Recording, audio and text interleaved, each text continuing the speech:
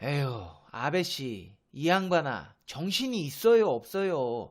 지금 골프 칠 때예요? 페페TV. 대한민국을 대표하는 시사 경제 채널 페페TV에서 알려드립니다. 일본이 전 세계의 비판의 직면에 있습니다. 환경부터 경제, 정치, 뭐 하나 똑바로 하는 게 없다고 전 세계 언론과 정치인들로부터 비판을 받는데요. 이번에는 영국에서 또 화가 많이 났다고 합니다. 무슨 이유에서 또 아베가 비판받고 있는지 팩트 체크해 보겠습니다. 페페TV 팩트 체크. 올림픽은 전 세계 각 대륙 각국에서 모인 수천 명의 선수가 참가해 여름과 겨울 스포츠 경기를 하는 국제적인 대회로 올림픽 정신이란 스포츠를 통해서 심신을 향상시키고 문화와 국적 등 다양한 차이를 극복하며 우정, 연대감, 페어플레이 정신을 가지고 평화롭게 더 나은 세계의 실현에 공헌하는 것입니다.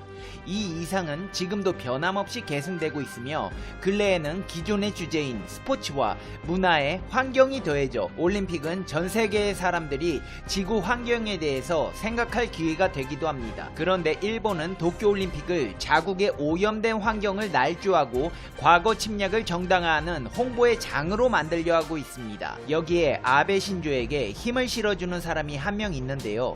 바로 토마스 바흐 국제올림픽위원회 위원장입니다. 토마스 위원장은 도쿄 하계올림픽에 출전하는 선수들에게 올림픽 무대에서 정치적인 시위를 하지 말라고 경고하고 있습니다. 하지만 유독 한국이 여러 차례 문제를 제기한 우길기에 대해서는 입을 닫고 있습니다. 에휴, 토마스 바흐씨, 아베씨한테 얼마 받았어요? 올림픽 위원장식이나 돼서 그렇게 살고 싶어요? 올림픽 관련 뉴스를 다루는 온라인 매체 인사이드 더 게임즈에 따르면 유독 일본 우길기 문제에 관대한 바흐 위원장은 신년사를 통해 도쿄올림픽에 출전하는 선수들은 정치적 항의를 지향함으로써 함께 경쟁하는 동료 선수들을 존중해달라고 촉구했습니다. 토마스 바흐 위원장은 점점 커지는 스포츠의 정치화 현상이 아무런 결과를 내지 못하고 종국에는 기존의 분열을 더 깊게 만들 수 있다며 선수들의 정치적 시위에 반대의 목소리를 분명히 냈습니다. 이어 올림픽은 언제나 선수들과 그들의 경기력을 위한 글로벌 무대였으며 선수들에겐 스포츠에서 정치적 중립성을 존중해야 하는 중요한 임무가 있다고 덧붙였습니다. 하지만 이는 눈 가리고 아웅하는 보여주기식 발표에 지나지 않는다는 의견들이 나오고 있습니다.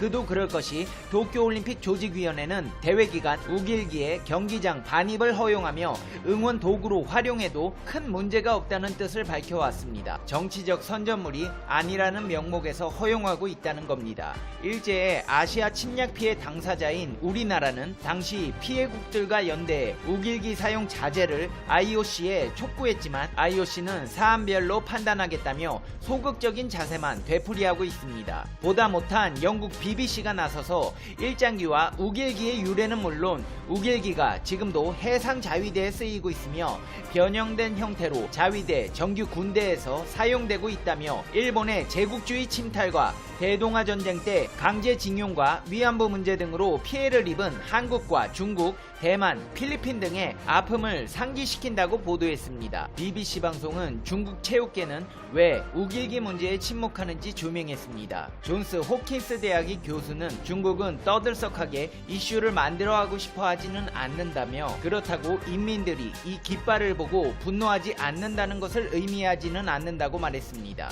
BBC 방송은 일본 정부가 우길기를 묵인하는 것과 달리 독일 정부는 철저히 과거 제국주의를 상징하는 깃발의 사용을 금지하고 있다며 아시아 국가들은 왜 이를 묵인하는지에 대해 조명했습니다. 도쿄 소피아 대학 정치학과의 나가노 코이치 교수는 일본 제국주의가 저지른 끔찍한 인권 유린에 향수를 느끼거나 수정하고 싶어하는 이들이나 우길기를 흔들어댄다고 말했습니다. 그는 우길기가 과거 미국 남북전쟁 때 남북은 들이 썼던 남부 동맹공 깃발에 가깝다고 말했습니다.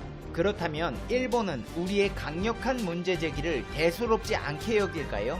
아닙니다. 신경 쓰여 스트레스 받는데 그냥 모르는 척 하는 겁니다. 그러면서 변명이라고 늘어놓는 말들을 들어보면 일본인들은 우길기가 특별히 대동아 전쟁과만 결부돼 있는 것이 아니라 아주 오래전부터 좋은 기운을 불어넣는 부적과 같은 것으로 취급됐다는 점을 이유로 내세우고 있습니다. 아이가 태어났다거나 계절 축제, 풍어를 기원하는 어민들이 사용하는 깃발이라는 것입니다. 심지어 보수파 신문의 대표격인 아사히 신문의 로고도 우길기를 약간 변형시켰습니다. BBC 방송은 지난해 여름부터 시작한 한일 관계의 급속한 냉각기가 우길기에 대한 강력한 문제제기로 이어졌다고 분석했습니다. 가뜩이나 한국에서 후쿠시마 원전 가지고 물고 늘어지니까 그만 좀 하라고 칭얼댔던 아베 신조 일본 총리에게 이번 영국 BBC 보도는 스트레스를 가중시키는 요소가 아닐 수가 없습니다. BBC 방송은 그동안 우길기에 무지했던 서방 국가의 그 상징성을 알렸다는 데 의미가 있지만 그렇다고 아베는 자신의 뜻을 굽힐 생각이 없어 보입니다. 2020년 신년사에서 언급한 바와 같이 개헌을 꿈꾸고 자위대의 용도를 바꾸기 위해 노력하고 있는데요. 이렇게 아베의 무지함을 일깨워주기 위한 영화가 개봉되었고 심지어 이 영화가 박스오피스 1위를 기록하고 있다고 해서 화제가 되고 있습니다. 그 영화는 바로 헐리우드 개봉 신작 미드웨이인데요. 입소문을 타고 극장가에서 돌풍을 일으키고 있습니다.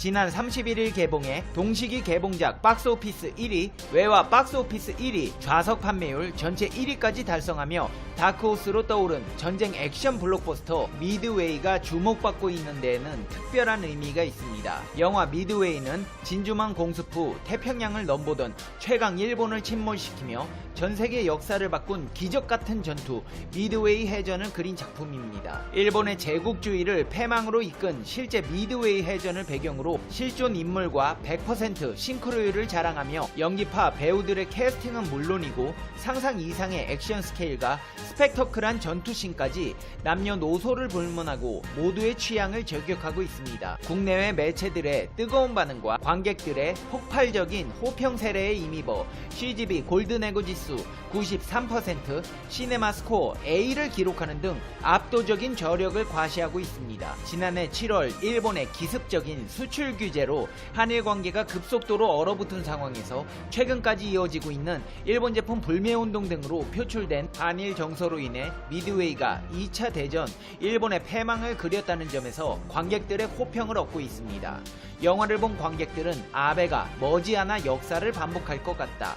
일본이 미국에게 홍군형 나는 모습을 보니 속이 시원했다는 반응들이 줄을 이뤘습니다.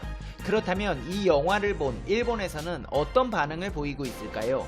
놀라지 마십시오. 일본 정부가 항공자위대를 항공우주자위대로 이름을 바꿔서 지구방위대를 만들겠다는 뜬구름 잡는 소리를 하고 있습니다. 일본 정부가 올해 가을 임시국회에 자위대법과 방위성 설치법 등을 개정해 현재 항공자위대 임무에 우주 개념을 추가할 계획이라고 전했습니다. 실제 항공자위대가 명칭을 변경하면 1954년 항공육상 해상자위대 탄생 이후 첫 명칭 변경입니다. 일본 정부는 현재 항공자위대 정원 약 4만 7천 명 중 30%를 줄여 이 인력을 우주 관련 임무에 전환 배치할 생각입니다. 항공자위대 기존 임무 중 경계감시, 무인화가 진행되고 있기 때문에 인력 축소가 가능하다고 생각하고 있습니다. 일본은 명칭뿐 아니라 실질적으로도 우주전력 강화에 박차를 가하고 있습니다. 일본 정부는 2018년 말 국무회의에서 결정한 방위 계획의 대강에서 우주 영역에 대해 일본이 우위를 획득하는 것이 사활적으로 중요하다고 밝혔습니다. 올해에는 항공자위대 내에 20명 규모로 가칭 우주작전대를 창설할 예정입니다. 우주작전대는 자위대 첫 우주부대로 초기에는 우주감시를 위한 지상체계를 구축합니다. 2023년부터 우주감시 활동을 시작하며 인원도 120명 규모로 늘릴 예정입니다. 2026년에는 상대 인공위성을 감시할 인공위성도 발사할 예정입니다. 그렇다면 이런 상황에서 아베는 무슨 생각을 하고 있을까요? 과거사 반성을 위해 역사 공부를 하고 있을까요? 아니면 오염된 일본을 정화하기 위한 노력을 하고 있을까요? 아닙니다. 그냥 놀고 있습니다. 연말과 신년 휴가까지 총 7일간 최선을 다해 놀고 먹었습니다. 아베의 주요 일정 중 가장 큰 비중을 차지하는 부분은 골프입니다. 아베 총리는 도널드 트럼프 미국 대통령과 마찬가지로 골프 광으로 알려져 있습니다. 트럼프와 골프 치다 자빠진 영상으로 세계적인 망신을 당한 적도 있습니다. 다른 일정들을 살펴보자면 피트니스 클럽에서 운동도 하고 스테이크하우스 오크도어에서 아라이 히로유키, 내각, 관방 참여 부부, 모친 등과 함께 저녁도 먹었습니다. 휴가 마지막 날에는 영화 관람도 하면서 그야말로 유유자적한 휴가를 보냈습니다. 이제 페페TV의 결론 듣겠습니다. Conclusion. 페페TV. 에휴, 아베씨, 이 양반아, 정신이 있어요 없어요? 지금 골프 칠 때예요? 아니, 지금 아베씨가 벌려놓은 일들이 여기저기서 터지는 통에 그거 다 주워서 영상 만들기도 벅찰 정도예요. 근데 지금 골프나 치고 있다고요? 참, 그러고 보면 아베씨는 정말 대단한 것 같아요. 나 같으면 휴가고 뭐고 여기저기 문제들 해결하려고 노력할 텐데 보통 멘탈로 이 상황에서 골프 못 치죠. 진짜 멘탈 갑입니다. 페페TV 시청자 여러분도 일이 너무 꼬였다고 너무 스트레스 받지 마시고 아베씨처럼 모든 것을 내려놓고 잠시 쉬어가는 게 인생을 돌아봤을 때 후회하지 않는 방법이 될 수도 있습니다. 페페TV 시청자 여러분, 너무 걱정하지 마세요. 모든 것은 완벽하게 이루어지게 될 수밖에 없습니다. 행복하기 위해서 불행했던 시간들을 의식적으로 버리세요.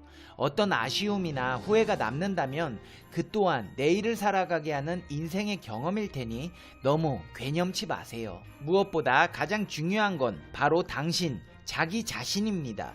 소중한 당신을 한때 부질없는 걱정과 고민들로 괴롭히지 마세요. 천천히 가더라도 포기하지 않는다면 언젠가는 도착할 수 있습니다.